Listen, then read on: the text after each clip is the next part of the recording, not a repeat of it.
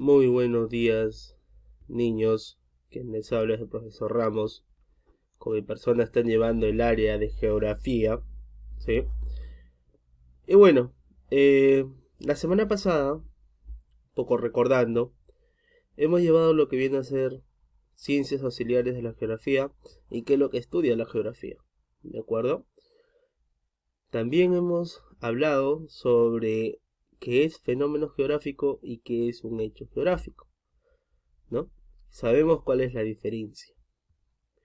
Un hecho geográfico viene a ser, ¿no?, intervención del hombre con la naturaleza. Y un fenómeno geográfico viene a ser una intervención solamente y netamente de la naturaleza, ¿no?, producida en ella. Y con ello vamos a llevar nuestro tema que viene a ser ya, los principios geográficos, ¿de acuerdo? ¿Qué son principios geográficos? Los principios geográficos, la geografía no se va a escapar de lo que vienen a ser los estudios, tanto de hechos, acontecimientos, evolución, comparación y determinada percepción que se puede dar en ella. Ahora, los principios geográficos va a estar representados por localización, descripción, casualidad, actividad, comparación y conexión. Sobre estas 6 pirámides se van a diferenciar en ello. Entonces, pasamos a lo que viene a ser lo que nos interesa. Principios geográficos, localización, representada por nuestro gran amigo Federico Ratzel, quien va a decir que la localización consiste en ubicar el lugar exacto de un hecho o fenómeno geográfico, tomando en cuenta algunos aspectos especiales, ¿ya?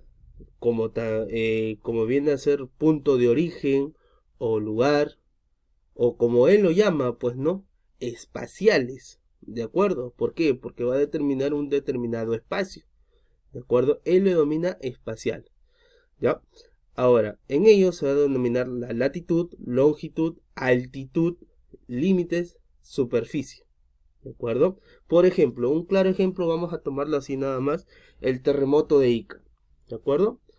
En este ejemplo nos vamos a enfocar porque en todo lo que viene a ser los principios geográficos vamos a hacer con ese ejemplo nada más.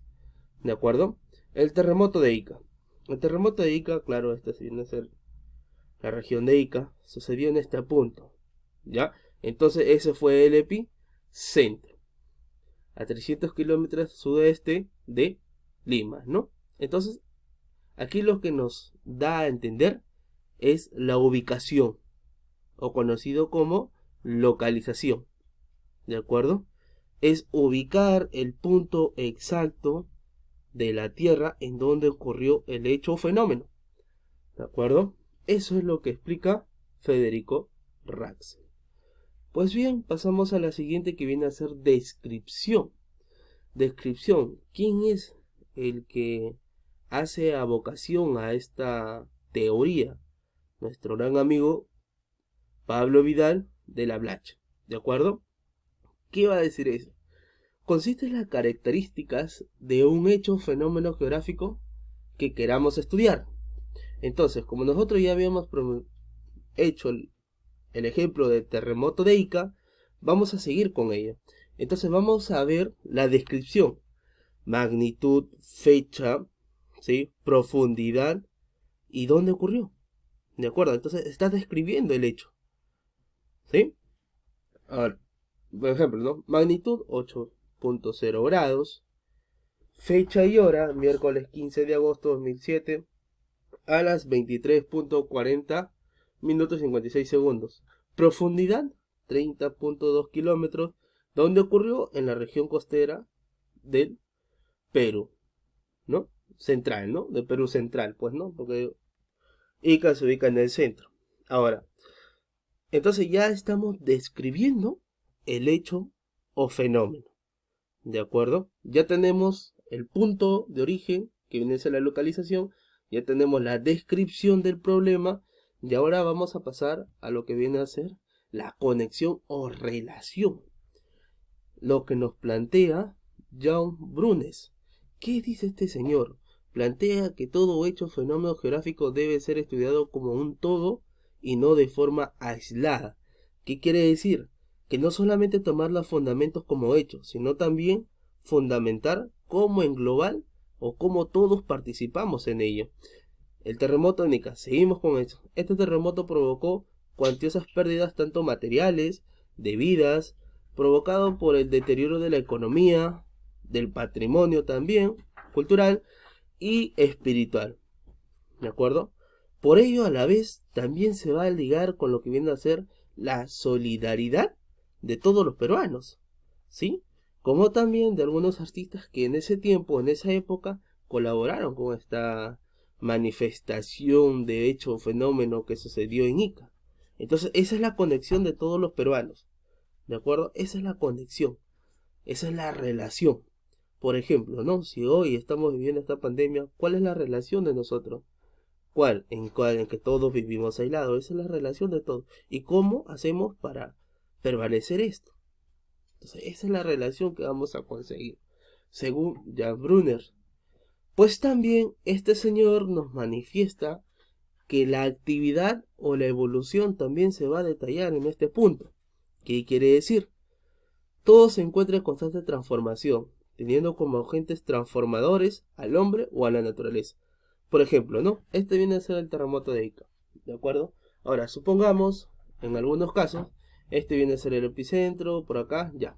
Ahora, si es que hubiera un volcán por este lado, sería transformación de la naturaleza, quien va a provocar que suceda otro hecho o otra actividad de fenómeno o hecho geográfico. Entonces esa va a ser la actividad que va a tener para ello. O sea, ¿sí? De un hecho o fenómeno va a surgir otro hecho o fenómeno que va a dar luz a otra actividad, ¿de acuerdo? O va a dar luz a otra evolución, ¿sí?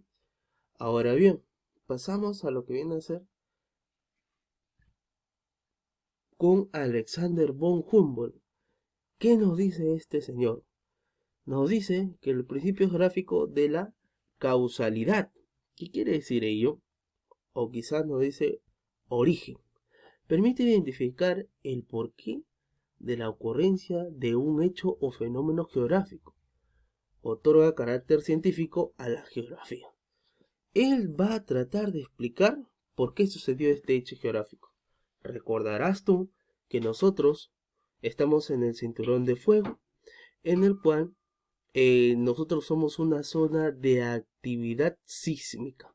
Entonces, causalidad quiere decir que como nosotros nos ubicamos en una zona sísmica, sí o sí tiene que haber sismos, temblores, ¿no? Maremotos, etcétera, etcétera. Entonces sí o sí se va a suceder.